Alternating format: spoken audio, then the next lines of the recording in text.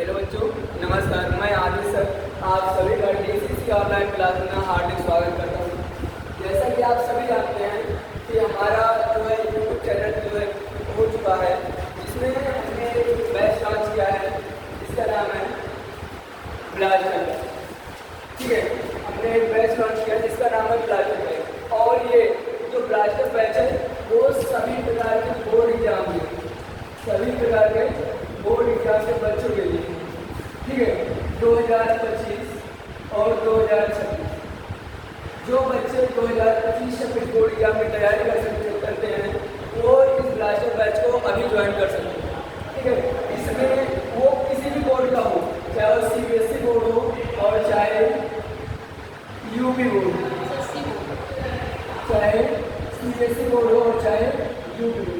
ये जो blaster batch है ये पूरी तरह से आप लोगों के लिए क्या है, लाभदायक है।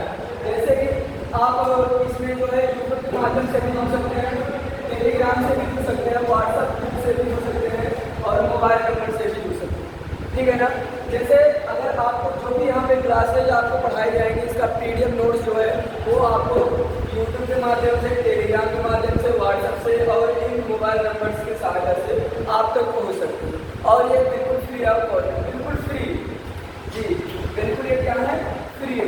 तो सारे कोर्सेज क्या है, बिल्कुल फ्री है, सारे नोट्स बिल्कुल फ्री हैं। आप जब भी आपका एक मन हो आप इस ग्रुप को ज्वाइन करिए। देखिए इसमें आपको क्या देंगे, PDF नोट्स देंगे। ठीक है, डेली लाइव क्लासेस होंगी इसमें। ठीक है, अभी तो रिकॉर्डेड क्लासेस चल रही है, अभी सुविधा हम लोग कर रहे हैं। जैसे कि हमारी सुविधाएँ पूरी होती है हम आपको लाइव क्लासेस भी देना शुरू कर देंगे। और उसके बाद जैसे अब मैं बता दूँ इसमें कौन कौन से कोर्सेज होंगे। तो सबसे पहले आप समझ जाइए कि इसमें जो है physics, chemistry,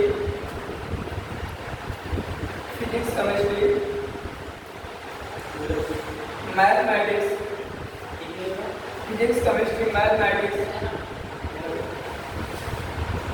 biology, English, Hindi.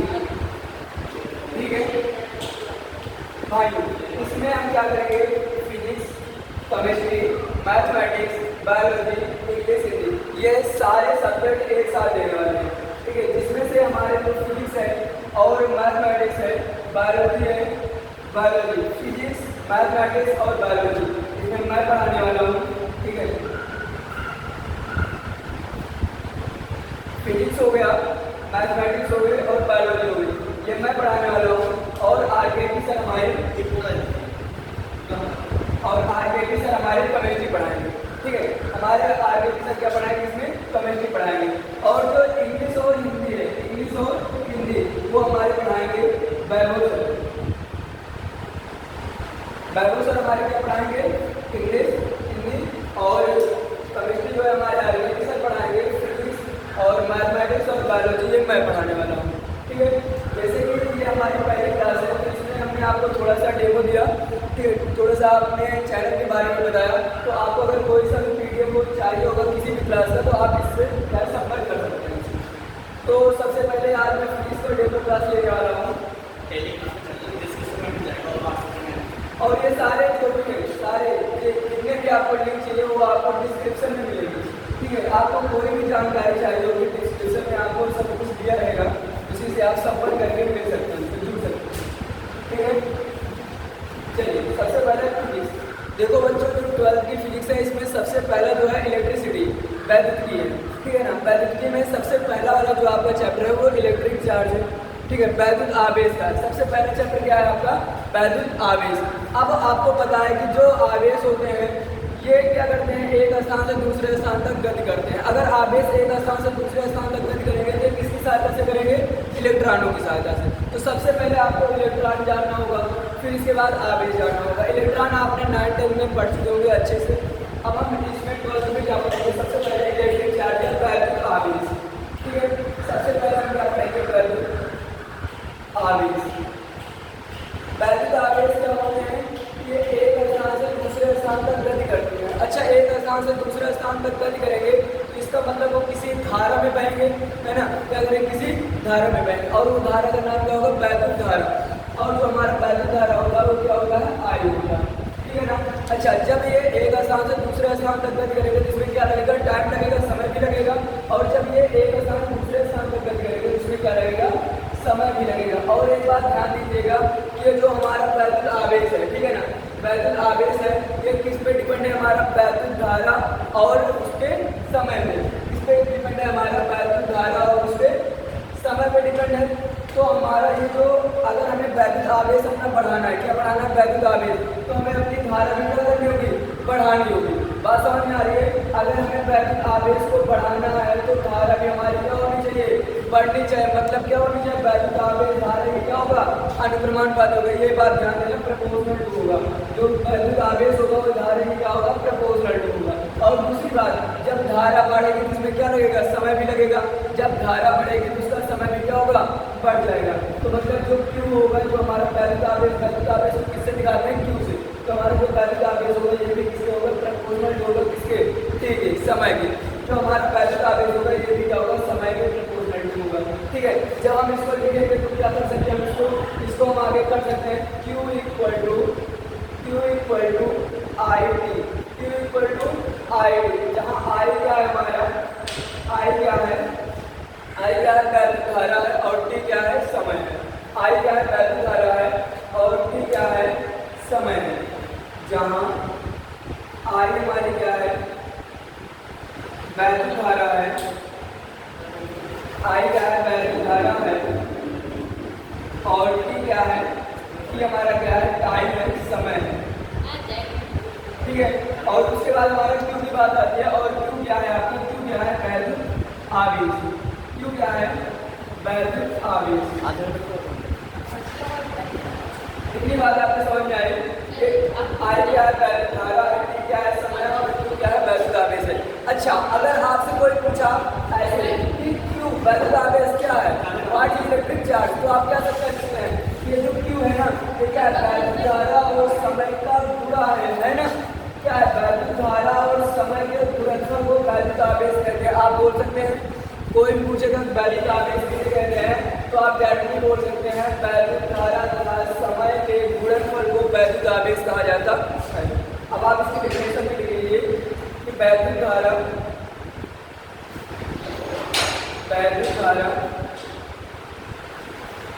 तथा वैद्युत धारा तथा समय के गुणनफल को वैद्युत धारा का समय के गुणनफल को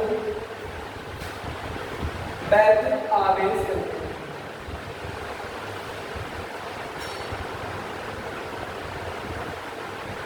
वैद्युत धारा का समय के गुणनफल को वैद्युत आवेश कहते हैं। वैद्युत आवेश कहते हैं।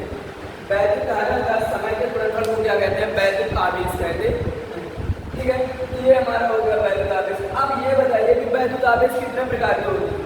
वैद्युत आवेश कितने प्रकार के होंगे, 2 प्रकार के। सभी को पता होगा, आपने 9th 10th में पढ़ा है कि वैद्युत आवेश जो है हमारा कितने प्रकार का होता है, 2 प्रकार का।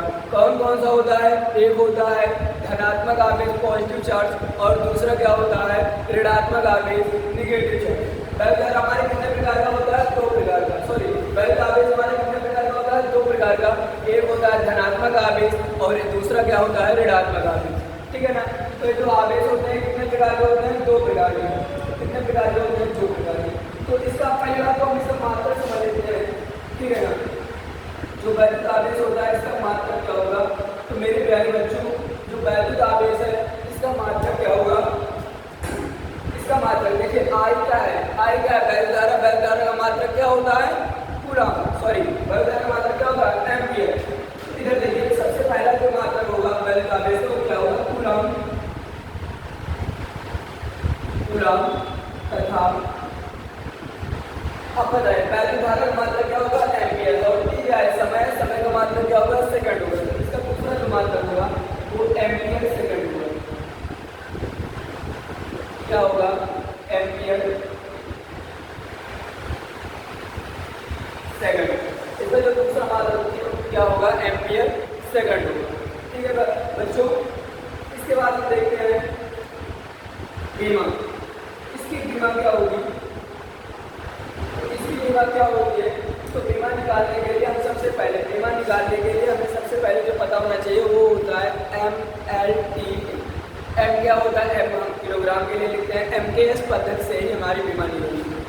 ठीक है, तो एम किसके लिए लिखते हैं, तो एम लिखते हैं हम किलोग्राम के लिए। एल किसके लिए लिखते हैं, एल, तो एल हम लिखते हैं दूरी के लिए, किसके लिए, दूरी के लिए। ठीक है, जो हमारा टी होता है ये किसके लिए लिखते हैं, जो हमारा टी होता है इसको हम समय सेकंड के लिए लिखते हैं। बात समझ आ रही है बच्चों। और जो हमारा ए होता है जिसको हम इन तीनों के अतिरिक्त कुछ भी आता है, क्या क्या, किलोग्राम, मीटर और सेकंड या समय, इन तीनों के अतिरिक्त अगर कुछ भी आता है तो हम उसको किससे प्रदर्शित करेंगे, ए से प्रदर्शित करेंगे, किसमें, बीमा में करेंगे। बात समझ में आ रही है बच्चों। अब आप देखिए क्या है इसमें, एम्पियर सेकंड, ये है ना हमारा Q इक्वल टू, जैसे हमने यहाँ पे लिखा Q इक्वल टू ID। तो देखिए ध्यान से हमारा जो गुलाम होता है किसके बराबर होता है, एम्पियर सेकंड के बराबर, किसके बराबर होता है, एम्पियर सेकंड के बराबर। तो I मतलब होता है एम्पियर, क्या होता है, एम्पियर। I क्या है, वैद्युत धारा, वैद्युत धारा का मात्रक जो होगा क्या होगा, एम्पियर होगा। और T क्या है हमारा समय, समय का मात्रक हमारा क्या होगा, सेकंड होगा, एम्पियर सेकंड। अब आप इधर से ध्यान दीजिए, एम्पियर है तो एम्पियर क्या होगा, ए होगा। ठीक है ना, एम्पियर का मात्रक हमारा क्या होगा, ए होगा। और सेकंड का या समय का मात्रक हमारा क्या होगा, सेकंड होगा। और सेकंड को हम प्रदर्शित करते हैं किससे, टी से। मेरे प्यारे बच्चों देखिए, एम्पियर हमारा ना किलोग्राम में है, ना मीटर में है और ना ही समय में है। तो हमने उसको किससे प्रदर्शित किया, ए से प्रदर्शित किया। और जो हमारा समय है, सेकंड है, उसको हमने किससे प्रदर्शित किया, टी से प्रदर्शित किया। ये हमारा क्या बन गया, ए। और ये बात हमेशा ध्यान दीजिएगा, जो बीमा होती है, जो बीमा होती है उसको हम किसमें लिखते हैं, बड़े ब्रेकर में लिखते हैं। जो हमारा बीमा होता है उसको हम किसमें लिखते हैं, बड़े ब्रेकर में लिखते हैं। इसे एक बीमा कोई बीमेल सूत्र है, ठीक है ना। तो बीमा को हम क्या कहेंगे, बीमेल सूत्र। तो जहाँ भी आता है बीमेल सूत्र तो हम उसको किसमें लिखते हैं, बड़े ब्रेकर में लिखते हैं और बड़े लेटर के अक्षरों में लिखते हैं। किसमें लिखते हैं, बड़े ब्रेकर में लिखते हैं और बड़े लेटर के अक्षरों में लिखते हैं। फिर से मैं बता दूं, सबसे पहले आपका क्या था, इलेक्ट्रिक चार्ज वैद्युत आवेश था। तो वैद्युत आवेश ध्यान दीजिएगा कि वैद्युत धारा तथा समय के गुणनफल को वैद्युत आवेश है। वैद्युत आवेश किसे कहते हैं, तो वैद्युत धारा तथा समय के गुणनफल को वैद्युत आवेश कहते हैं। और वैद्युत आवेश का जो सूत्र होता है वो होता है Q equal to I D. Q equal to I D, जहाँ Q क्या है, वैद्युत आवेश है, I क्या है, वैद्युत धारा है और T क्या है आपका समय है, या समय का मात्रक क्या होगा, समय। अब इधर हम देख लेते हैं इसका मात्रक के बारे में। तो Q क्या है, आवेश है, आवेश का मात्रक जो होता है वो कूलाम होता है, क्योंकि आवेश की खोज किसने की थी, कूलाम ने। अब आगे देखिए, I क्या है हमारा वैद्युत धारा, और वैद्युत धारा का मात्रक क्या होता है, एम्पियर होता है। अब वैद्युत धारा का मात्रक क्या होता है, एम्पियर होता है। ठीक है, हमारा समय है और समय का मात्रक क्या होगा, सेकंड होगा, समय का मात्रक सेकंड होगा। ठीक है ना। तो इसके बाद हम देखते हैं कि बीमा हमारी, तो बीमा में आप देख लीजिए ये ए कहाँ से आया, तो मेरे प्यारे बच्चों ए आया एम्पियर। एम्पियर को हम किससे दिखाते हैं, ए से दिखाते हैं। और समय में समय को किससे प्रदर्शित करते हैं, सेकंड है तो सेकंड को किससे प्रदर्शित करेंगे, टी से। तो ये हमारा हो गया क्या, विवेश। बात समझ में आई। अब हम देखेंगे कि जो आवेश है, आवेश कितने प्रकार का होता है। ठीक है ना, आवेश हमारा कितने प्रकार का होता है।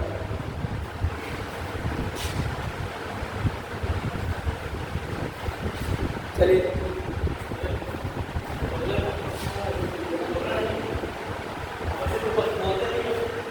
तो आवेश हमारा सबसे, इसको समझ में आ गया आप लोगों को, अच्छे से समझ में आया होगा।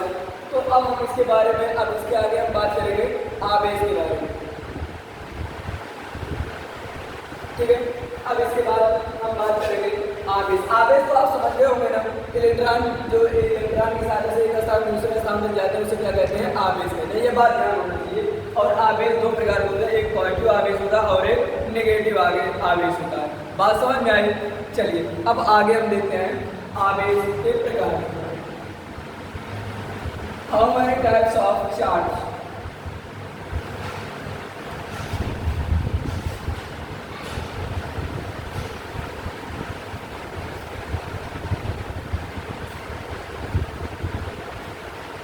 सबसे पहले अब दूसरे नंबर पे जो हमारा, पहली बात तो आवेश आ गया। अब उसके बाद हम क्या बात करेंगे, आवेश के प्रकार। आवेश के प्रकार, चलिए आवेश के प्रकार। कितने प्रकार के होंगे?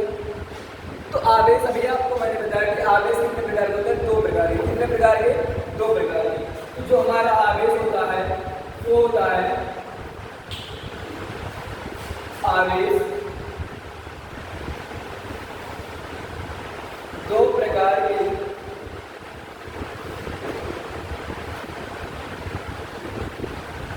होते हैं। आवेश कितने प्रकार के होते हैं? 2 प्रकार के। There are 2 types of charges. First, जो पहला वाला होगा उसको हम क्या बोलेंगे? जो पहला वाला होगा उसको हम बोलेंगे धनात्मक आवेश, धनात्मक आवेश। और जो दूसरा वाला होगा उसको हम बोलेंगे बच्चों ऋणात्मक आवेश, ऋणात्मक आवेश। ये बात समझ में आ रही है? जो हमारा पहला वाला आवेश होगा उसको हम बोलेंगे धनात्मक आवेश, और जो हमारा दूसरा वाला आवेश होगा उसको हम क्या बोलेंगे बच्चों? ऋणात्मक आवेश। बात समझ में आ रही है? अब इसके आगे हम थोड़ा सा पढ़ते हैं कि जो धनात्मक आवेश होता है इसका मतलब होता है पॉजिटिव चार्ज, पॉजिटिव चार्ज। और जो ऋणात्मक आवेश होता है इसका मतलब होता है नेगेटिव चार्ज। बात समझ में आई? जो धनात्मक आवेश होता है इसको क्या बोलेंगे? Positive charge. और जो हमारा ऋणात्मक आवेश होता है इसको क्या बोलेंगे? Negative charge. ठीक है। तो आवेश हमारा कितने प्रकार का होता है? 2 प्रकार का। एक होता है धनात्मक आवेश, एक होता है ऋणात्मक आवेश। धनात्मक आवेश को हम प्लस क्यू के रूप में दिखाते हैं, और जो ऋणात्मक आवेश है इसको किसके रूप में दिखाते हैं? Minus Q. आपने देखा होगा बहुत सारे फार्मूले, बहुत सारे चित्रों में कि वहाँ पे क्या होता है, एक जगह आपका प्लस क्यू आवेश रहता है, दूसरी जगह आपका माइनस क्यू आवेश रहता है, जिसे हम क्या कहते हैं? धनात्मक आवेश और ऋणात्मक आवेश। इसका एक दूसरा नाम है, कहीं पे हम इसको यूज करते हैं। धनात्मक आवेश को हम बोलते हैं एनोड। क्या बोलते हैं बच्चों? एनोड। और ये जो माइनस वाला है इसको क्या बोलते हैं? कैथोड। क्या बोलते हैं? कैथोड।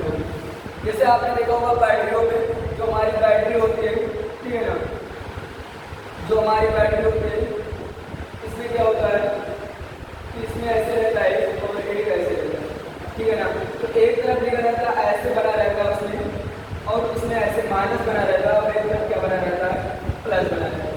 और उसके नीचे लिखा भी रहता है किसी किसी में कि भैया ये क्या है? कैथोड है आपका, सॉरी ये क्या है? एनोड है।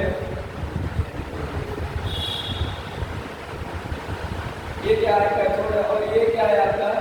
एनोड है। ये नाम पे बिल्कुल अपोजिट होता है। इसे नेगेटिव है एनोड नहीं होगा, ये क्या होगा? कैथोड होगा। और ये पॉजिटिव है ये माइनस या ये क्या होगा? कैथोड नहीं होगा, ये क्या होगा? नेगेटिव या एनोड होगा। बात समझ में आ रही है? देखिए, तो ये क्या करता है? नेगेटिव चार्ज, और ये क्या है? Positive charge. आपने देखा होगा कि जो कहीं जहाँ कहीं मीडियम लगा रहता है उसमें क्या होता है? केवल एक वायर ही लगा रहता है, एक वायर ही लगा रहता है। मतलब क्या हुआ? ये कि या तो इसका वायर होगा या फिर इसका वायर होगा, हट गया। और दूसरी बात क्या होती है? किसी एक में से किसी एक का ऐसे उठा के उसको जिस भी वाहन में, जिस भी यंत्र में हम लगाते हैं उसको क्या करते हैं? इसको ऐड कर देते हैं, उसको जोड़ देते हैं। मतलब क्या हुआ कि आपका जो निगेटिव चार्ज है, जो आपका निगेटिव चार्ज है वो आपके हर जगह, आपके हर वाहन में, जहाँ भी आपके बैटरी दिख रही होगी वहाँ पे पूरे आपके वाहन में क्या होता है? निगेटिव चार्ज जो है चलते हैं। बात समझ में आई? आपका जो कैथोड होते हैं, सॉरी एनोड होता है, वो चार्ज आपके क्या करते हैं? एक तार के माध्यम से हर जगह वायर के माध्यम से क्या होता है? फैला रहता है। बात समझ में आई? जो आपका एनोड होता है, माइनस चार्ज होता है, ये क्या करता है? आपके पूरे वाहन में। और एक बात और ध्यान दीजिएगा, ये जो लोहे का वाहन होता है, चांदी में होता है, इन सब में चलता है, ठीक है। चांदी में आपका ये इलेक्ट्रॉन जो है बहुत तेजी से गति करता है, इसके लिए क्या होता है? इसमें चार्जेस जो है ज़्यादा बढ़ जाते हैं, ठीक है। अब हम बात करेंगे आगे। आपने समझा एनोड किसको कहते हैं? धनात्मक आवेश को, और कैथोड किसको कहते हैं? ऋणात्मक आवेश, ठीक है। अब हम बात करते हैं अल्फा, सॉरी इलेक्ट्रॉन, प्रोटॉन और न्यूट्रॉन। इलेक्ट्रॉन पर क्या होता है? एक इकाई का ऋणावेश होता है। प्रोटॉन पे क्या होता है? एक इकाई का धनावेश होता है। और जो न्यूट्रॉन आपका होता है उसमें 2 इकाई का नेगेटिव चार्ज होता है। क्या होता है? 2 इकाई का नेगेटिव चार्ज होता है। ये बात आप ध्यान दीजिएगा, ठीक है ना। इसको किसकी सहायता से निकालते हैं? Q equal to A। हाँ, मैं आपसे बता दूँ, एक आवेश जो होता है, आवेश इसका जो दूसरा वाला फार्मूला है वो होता है Q इक्वल टू mv। ये क्या है?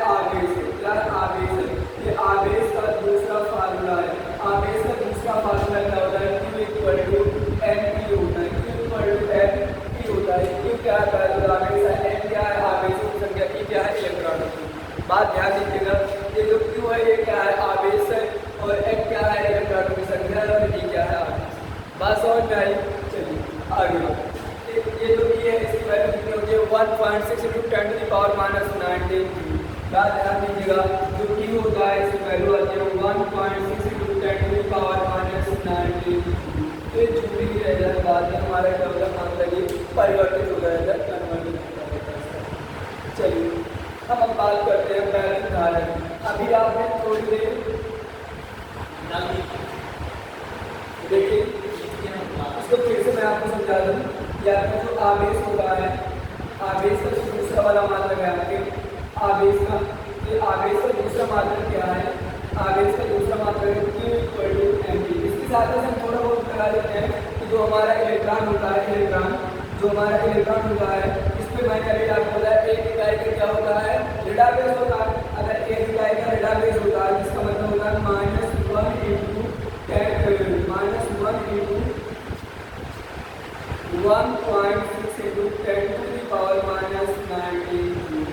ये क्या निकल रहा है, आवेश निकल रहा है। क्या निकल रहा है, आवेश निकल रहा है। मतलब ये क्या है, इलेक्ट्रॉनों पर, ये इलेक्ट्रॉनों पर आवेश की गणना है। इलेक्ट्रॉनों पर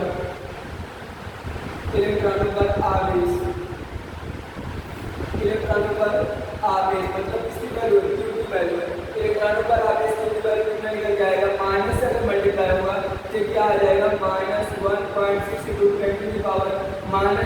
अब ध्यान दीजिएगा ये झूठ नहीं होता, क्योंकि हमारा वैद्युत आवेश है, और वैद्युत आवेश का मात्रक हमारा क्या होता है, कूलाम होता है। क्या होता है, कूलाम होता है, ठीक है ना। इलेक्ट्रॉन हो गया। अब इसके बाद हम बात करेंगे प्रोटॉन की, इसकी बात करेंगे प्रोटॉन की। तो जो हमारा प्रोटॉन होता है, प्रोटॉनों पर आवेश, जो हमारा प्रोटॉन होता है इस पर हमारे कितना आवेश रहता है, इस पर एक इकाई का धनावेश होता है। एक इकाई का क्या होता है, धनावेश होता है। मतलब 1 × 1.6 × 10⁻⁹। इसका क्या आएगा, इसका आएगा 1.6 × 10⁻⁹। फिर से जोड़ नहीं, क्या होगा, कूलाम होगा, ठीक है ना। फिर इसके बाद न्यूट्रॉन, न्यूट्रॉनों पर आवेश, न्यूट्रॉन पर हम आवेश देखेंगे। तो न्यूट्रॉन पर जो हमारा आवेश आएगा वो किसका होता है, दो का होता है। इसका 2 इकाई का ऋणावेश। तो 2 इकाई के इसके बाद धनावेश होते हैं, मतलब +2 × 1.6 × 10⁻⁹। ठीक है, तो यहाँ पे हम इसको कहेंगे, इसको 2 से मल्टीप्लाई करेंगे तो जाएगा +3.2 × 10⁻⁹ कूलाम। आशा करते हैं कि आप लोगों को अच्छे समझ में आया होगा। आप स्क्रीनशॉट ले लीजिए इसका।